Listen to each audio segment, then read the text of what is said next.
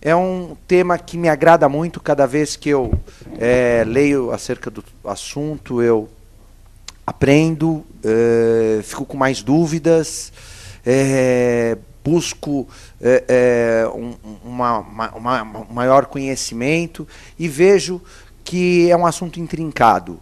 É um assunto que a doutrina é vaga, a jurisprudência é extremamente dicotômica e que, portanto, há muito que se falar.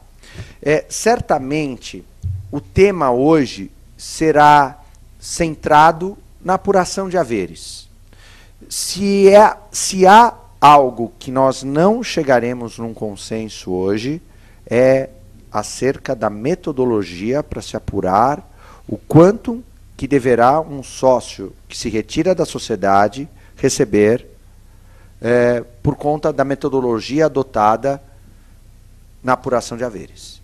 Isso não será definido na palestra de hoje. Nem por mim, nem pelo professor Newton Serson, nem tampouco pelo Elcio, nem tampouco por nenhum dos aqui presentes. Nem que haja o maior especialista do mundo acerca do tema, um economista, um administrador, um contabilista, um advogado, um professor, não chegará a uma definição específica, porque não há. A metodologia ela é muito ampla, ela é dependente de uma série de circunstâncias e, portanto, ela gerará sempre uma série de dúvidas. Mas essa não é a única dúvida. Na verdade, quando eu pensei acerca do tema de solução de sociedade, eu não pensei exatamente num foco, porque são vários temas que podem ser tratados. Eu parto da questão inicial, que a dissolução de sociedade, ela por si só, ela abrange várias hipóteses. Vamos lá. A primeira hipótese que ela pode ser tratada é a retirada de sócio. Essa retirada de sócio, ela pode ser voluntária ou ela pode ser compulsória, seja em relação aos demais sócios ou por conta do imponderável da vida, que é a morte. Essa retirada de sócio, o falecimento do sócio por conta da morte, acarreta, por via de consequência, a apuração dos haveres ou a entrada dos seus herdeiros na sociedade, que é um problema a ser trabalhado também, porque a regra que muitos desconhecem do Código Civil de 2002, o artigo 1028, é que se o contrato social não tratar a respeito do tema, se liquida as cotas do sócio falecido e os herdeiros não adentram a sociedade. E aí voltamos ao tema da apuração dos haveres do sócio falecido. Então, de novo, nós ficaremos no tema apuração de haveres e qual a metodologia a ser adotada. Alguém pode levantar a questão, mas o Código Civil já não propõe uma metodologia? A metodologia do artigo 1031, que é a apuração através do levantamento de um balanço especial, e, portanto, se apura um valor com base no balanço patrimonial? E eu indago a vocês, será que seria justo isso? Será que isso refletiria exatamente o valor a ser pago aos herdeiros do sócio? Será que refletiria o valor da sociedade? Afinal de contas, a sociedade continuará?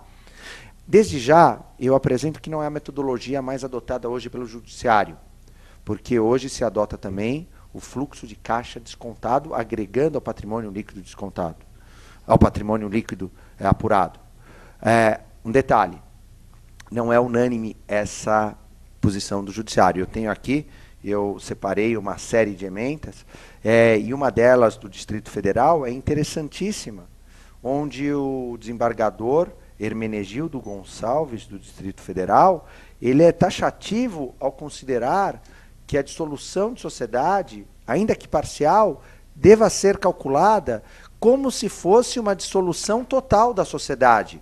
E, portanto, tem de se pagar ao sócio que se retira em qualquer circunstância, inclusive na morte, aos seus herdeiros, apenas e tão somente com base no patrimônio líquido apurado, com base na proporcionalidade de suas cotas. É uma metodologia de uma ementa, enfim, eu até passo depois o número do acórdão, mas uma decisão que não é a praxe do nosso judiciário, mas que também é uma decisão, há de se dizer, que faz parte da nossa insegurança jurídica do nosso sistema lotérico judicial. Faço esse parênteses. Pois bem, a parte da sucessão, da morte, que é uma das formas da dissolução de sociedade, dissolução parcial, retirada de sócio, portanto, eu tenho a retirada de sócio voluntária, que se dá em duas hipóteses. Se dá quando o sócio não concorda, é um sócio dissidente, conforme dispõe o artigo 1077 do Código Civil, na sociedade limitada, e é uma hipótese de ele se retirar voluntariamente da sociedade, ou quando, efetivamente, conforme dispõe na sociedade simples, com base no artigo 1029, ele notifica os demais sócios e, portanto, se retira da sociedade mediante e com base nessa notificação. Quer dizer, são hipóteses onde o sócio, aliás, com base num preceito constitucional, o artigo 5º da Constituição, inciso 20, permite que as pessoas possam se associar e se desassociar. E aqui eu faço um parênteses, apenas a partir do ano de 2003 é que os comercialistas começaram-se a ter a questão do princípio associativo para as sociedades, porque até então os constitucionalistas de 88 tratavam desse assunto só em termos sindicais ou para as associações de classe, e hoje em dia já é tratado no sistema constitucional a livre associação para as sociedades. Então é um tema que também tem um princípio constitucional. Aliás, princípios que hoje, resgatados no direito comercial, que era o único ramo do direito, ainda que, por ser o mais dinâmico de todos, não contemplava os princípios que todos os demais ramos contemplam. E eu provoco aqui qualquer um de nós, inclusive a mesa, se nós pudermos, fora os títulos de crédito, lembrarmos de cabeça qualquer princípio a ser resgatado no direito comercial, porque não é uma praxe do direito comercial, e isso só está sendo revigorado nos últimos anos, através dos expedientes, inclusive os projetos de mudança legislativa. Mas, enfim, isso é tema para um próximo debate, mas vale a reflexão. A retirada voluntária do sócio é uma espécie de dissolução parcial e que dependerá, em algumas hipóteses, para o efeito instrumental e a publicidade, segurança e eficácia, diga-se o registro, da subscrição no instrumento contratual dos demais sócios, portanto, e apuração consequente dos haveres, a anuência e apuração dos haveres, também de uma metodologia avaliativa, que novamente nós nos depreenderemos daquela questão da metodologia a ser adotada. Então, duas hipóteses que vão convergir para a questão que eu ainda não cheguei na briga, hein? Eu não cheguei na briga judicial ou na hipótese da exclusão extrajudicial. Eu estou tratando da saída voluntária ou da morte. São hipóteses de dissolução parcial, que é a retirada voluntária ou a morte do sócio. E ambas levam ao problema da apuração de haveres. Eu tenho ainda a hipótese da expulsão. A expulsão do sócio, quando ele comete um ato de inegável gravidade, desvio de finalidade, malversação na condução dos negócios, concorrência desleal, quando ele leva efetivamente a justa causa, e essa questão, professor Newton, é bem interessante, porque nós conversávamos recentemente por telefone, até acerca desse debate, o que nós iríamos trabalhar, até para ficar mais interessante para a plateia, para que vocês também participem, e nós falávamos a questão da justa causa. O que seria essa justa causa? E eu tenho para mim que a justa causa é a falta de ideais conjuntos.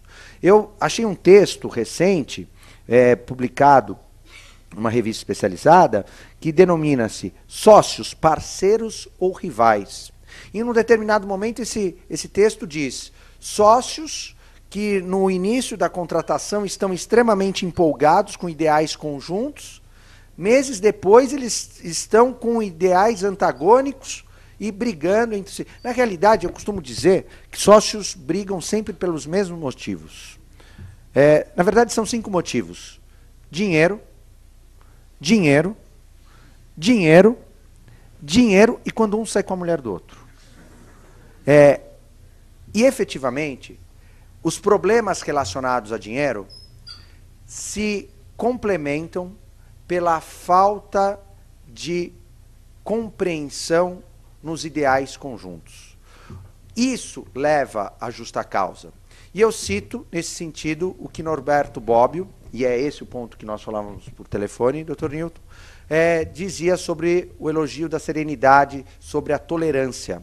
O estado de tolerância, e é lógico que Norberto Bobbio não pensava no direito societário, porque Norberto Bobbio pensava num sentido muito mais amplo, muito mais abstrato, muito mais contemplativo, muito maior, mas Norberto Bobbio dizia que o estado de tolerância é possível quando as duas partes se toleram.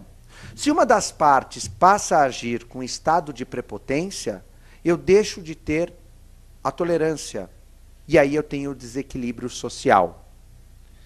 Nessa toada, eu deixo de ter o sócio parceiro e passo a ter o sócio rival. E o desequilíbrio está instalado. E aí, diante dessa situação, instalada fora o ato de malversação, o desvio de finalidade, a concorrência desleal, o sócio que rouba, eu tenho também a justa causa para expulsar o sócio. Ademais, eu não posso esquecer o sócio remisso, aquele que deixa de cumprir com a obrigação principal, que é integralizar as suas cotas. Via de consequência, a sua expulsão. A sua expulsão, que pode ser judicial ou extrajudicial. E essa expulsão judicial e extrajudicial, que é outra forma de dissolução parcial de sociedade. Eu me recordo, até o ano de 2002, eu me achava um especialista em exclusões extrajudiciais. Eu me formei no Mackenzie como professor Newton Serson, e eu fui trabalhar, logo que saí da faculdade, eu trabalhava primeiro com o seu amigo Mateucci, e saí do escritório do Mateucci, fui trabalhar na junta, pelo período da manhã, e à tarde com o seu amigo Marcos Bitelli, sempre com seus amigos. Bem, e era uma vida dupla, porque de manhã eu trabalhava com registro e à tarde eu trabalhava como advogado. Então era uma vida dicotômica, porque de manhã eu tinha que impedir registros indevidos e à tarde eu tinha, como advogado, que possibilitar a vida do cliente para que o documento fosse efetivamente registrado. Então, às vezes, eu me via dando exigência nos meus próprios documentos no dia seguinte. Enfim, e foi um período onde eu aprendi muito. Mas, de toda maneira, nesse período, eu me achava um especialista em exclusão de sócios. Quando a gente sabe muito pouco, não que hoje eu saiba muito, mas quando a gente sabe muito pouco, a gente acha que é especialista em alguma coisa, né? E quando eu achava que eu era especialista em exclusão de sócios, tinha extrajudicial, havia algo muito particularizado. A lei dizia o seguinte: para se excluir um sócio extrajudicialmente, bastava que o contrato social não vedasse a hipótese de exclusão judicial, podendo que a exclusão ocorrer por decisão majoritária. Então, nada obstante a legalidade desse ato, eu tinha minhas dúvidas da moralidade dele. Mas, na minha avidez por trabalhar, ganhar dinheiro, enfim, o cliente me contratava para excluir o sócio minoritário, e a primeira coisa que eu fazia era instrumentalizar o ato, onde eu colocava vários considerandos, rebuscava o meu ato, e eu dizia: esse ato é incomparável, esse ato entrou na junta, registrou. E realmente era um ato registrável, porque atendia a todos os preceitos legais formais necessários. E eu acho que eu tive lá os seus 30, 40 atos registrados com sucesso. Mas a lei mudou, e a lei criou nas exclusões extrajudiciais, uma outra forma, portanto, de dissolução parcial de sociedade, uma metodologia mais efetiva e mais eficiente, ainda que não seja o mais correto. Vejamos, hoje em dia, o contrato social há de prever a exclusão majoritária. Então, os sócios, quando contratam uma sociedade, diga-se de passagem, sócios, quando contratam uma sociedade, têm de definir a sociedade no início. Um casamento, que pior que uma sociedade, ou pior que um casamento, uma sociedade, e é uma via de mão dupla essa comparação, eu não sei, mas, efetivamente, os sócios devem estabelecer todas as regras no início. Na prática, não é isso que acontece. Eu, por muitos anos, convivi e convivo na junta comercial. Passei pela presidência da junta comercial do ano de 2002 a 2006. E posso afirmar para vocês, taxativamente, 90% dos contratos sociais que são registrados na junta comercial não são elaborados nem por advogados e muito menos têm o devido cuidado dos sócios. Porque no afã de constituírem uma sociedade, no oba-oba, assinam qualquer coisa. Mas, de todo modo, a lei foi mais precisa, fazendo estabelecer que no contrato social se consigne a possibilidade de exclusão extrajudicial de sócios. A par disso, com essa possibilidade, há de se fazer agora uma reunião ou assembleia específica para essa exclusão, estabelecendo-se que a maioria dos sócios, representativa da maioria do capital social, pode excluir o sócio. E aí tem uma questão que vai ser colocada em debate com certeza, se numa sociedade de 2 sócios poderia haver a exclusão extrajudicial. Eu tenho cá minhas dúvidas, sei de doutrina que eu até trouxe aqui comigo que diz que não pode. Eu já fiz alterações de contrato social possibilitando essa alteração, excluindo um sócio, tendo só 2 sócios na sociedade, mas ao pé da letra, com base no artigo 1085, eu acho que não pode. E a apuração dos haveres, de novo, acarreta a metodologia do artigo 1031, com base no balanço patrimonial, proporcionalmente, com base na participação do sócio. Leva-se em conta aqui o fluxo de caixa descontado? Não.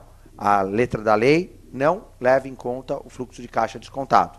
Leva-se em conta o valor econômico? Não. Não se leva em conta o valor econômico. Não é o valor da alienação. Aliás, eu estou me esquecendo, o doutor Hermenegildo Gonçalves, no seu acórdão, ele diz o seguinte: não há que se considerar, para o sócio que se retira da sociedade em qualquer circunstância, o valor que se pagaria como se estivesse vendendo a sociedade. Porque seria um enriquecimento ilícito a esse sócio. Por outro lado, não se pagar à sociedade, a esse sócio, um valor além do apurado no patrimônio líquido, eu acho que também pode ser um enriquecimento sem causa para a sociedade. Há essa dúvida a ser considerada. É uma questão, de novo, apuração de haveres. Outra hipótese de dissolução parcial de sociedade é a dissolução judicial parcial. Primeira questão: não existe na lei a dissolução parcial de sociedade. É uma, como diz a Priscila Fonseca, a advogada, um detalhe interessante, a advogada Priscila Fonseca, que é tão conhecida no âmbito do direito de família, que é uma das melhores advogadas de direito de família de São Paulo, ela na realidade é professora, ela é professora de direito comercial da USP. A formação dela é de direito comercial. E ela tem uma obra fantástica chamada de Dissolução de Sociedade e Exclusão de Sócio. É um livro realmente muito bom, inclusive pela bibliografia que ela traz. Nem tanto pelo texto, mas pela bibliografia é fantástico. O livro é muito bom mesmo. E a pesquisa, portanto, é muito bem elaborada. E o livro da professora Priscila tem uma determinada situação que ela diz, é uma construção pretoriana. Ou seja, a dissolução parcial ela é embasada na dissolução total, que essa sim existe no Código de Processo Civil. Então, ela é uma construção onde há alguns detalhes. Por exemplo, o STJ já definiu que a sociedade sempre tem que ficar no polo passivo da demanda. Quer dizer, quem vai pagar os haveres do sócio que vai se retirar da sociedade, portanto, que está ajuizando a demanda, se é ele que se retira, é a sociedade. Então, a sociedade tem que ficar no polo passivo. Mas há também a contradição. Se o sócio quer ficar na sociedade, tem que mantê-la no polo passivo, eu entendo que tem que mantê-la. Até quero ouvir depois do professor Nilton Serson o que ele acha. Por outro lado, vale a discussão se é uma exclusão de sócio, que isso era uma das questões que eu queria debater na nossa briga, que não deu tempo, graças a Deus que não deu tempo, que podia ser que não colasse, mas que era necessário ter no polo ativo da demanda, para a exclusão de sócios, a sociedade. Diferentemente da dissolução, na exclusão de sócios judicial ou por arbitragem, era necessário que a sociedade decidisse-se pela exclusão. Então, antes de entrar com uma exclusão de sócios, os sócios deveriam realizar uma reunião ou uma assembleia, definir-se que entrariam com uma exclusão judicial daquele sócio, ou por arbitragem, e aí sim a sociedade também compor o polo ativo, porque quem pagaria os haveres seria a sociedade. Eu entenderia porque por conta da redação do artigo 1030. Talvez, eu gostaria de ouvi-lo também sobre isso, se é pertinente ou não essa questão. Mas, enfim, nessas hipóteses, são aqui colocadas duas oportunidades de dissolução parcial de sociedade, que, grosso modo, vai chegar na apuração de haveres e, finalmente, na metodologia adotada. Quer dizer, essa é uma visão geral das hipóteses da dissolução de sociedade. Perguntar quanto que vale uma sociedade, aí depois eu vou me calar, porque eu não sei nem se eu já estou falando demais. Eu gosto de dar um exemplo que o professor Fábio Ulloa Coelho, eu, aliás, sou fã número 1 do professor, não sei se sou número 1, mas eu sou fã ardoroso do professor Fábio Ulloa Coelho. Ele tem uma explicação acerca de quanto que vale a empresa, que eu acho fenomenal. A ideia de quanto que vale a empresa, por analogia, seria equiparável a quanto que vale uma casa. Se perguntassem para vocês quanto que vale, respectivamente, a casa de cada um, a resposta seria a seguinte: depende. Qual o valor que você está dizendo? Se você estiver perguntando acerca do valor venal para calcular o imposto de transmissão, portanto, o ITBI, eu vou calcular, portanto, o valor mais baixo possível, valor venal. Se você estiver perguntando o valor de mercado, eu vou fazer uma pesquisa em 3 imobiliárias e verificarei, portanto, qual o valor das imobiliárias do meu bairro, quanto que vale a minha casa. Se está se instalando uma linha de metrô, uma estação de metrô ao lado da minha casa, eu esperarei a estação funcionar e verificarei qual, portanto, a razão, as novas tendências daquele bairro, portanto, em função daquela estação, e quanto que passou a valer naquele determinado ponto a minha casa. Agora, se você perguntar a casa onde eu nasci, a casa onde eu criei meus filhos, a casa, enfim, que tem um valor sentimental, para mim, essa casa tem um valor inestimável. Como empresa, pode haver uma analogia nesse sentido. Eu tenho o valor nominal, que é o valor, efetivamente, do capital social, representativo nas cotas da sociedade. Eu tenho o valor patrimonial, que é a conta aritmética do capital social, das cotas, com o patrimônio líquido da sociedade. Eu tenho o valor econômico. Eu tenho o valor de mercado. Ou seja, eu tenho várias hipóteses, e nessa seara, o Dr. Nilton Serson, ele é versado em assuntos econômicos muito mais e muito além do que eu posso falar com vocês, ele vai poder se aprofundar muito mais.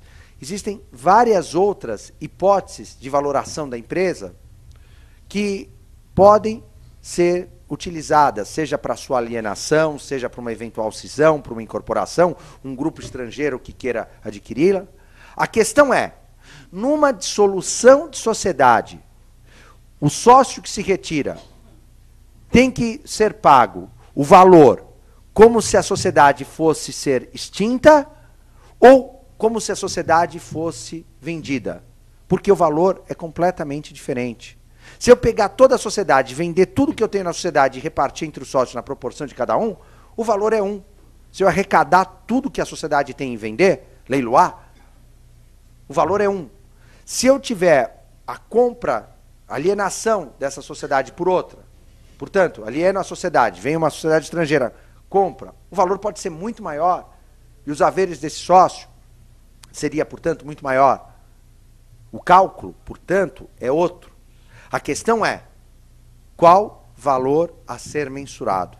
Como eu coloquei essa questão agora para o Dr. Newton, ele que responda.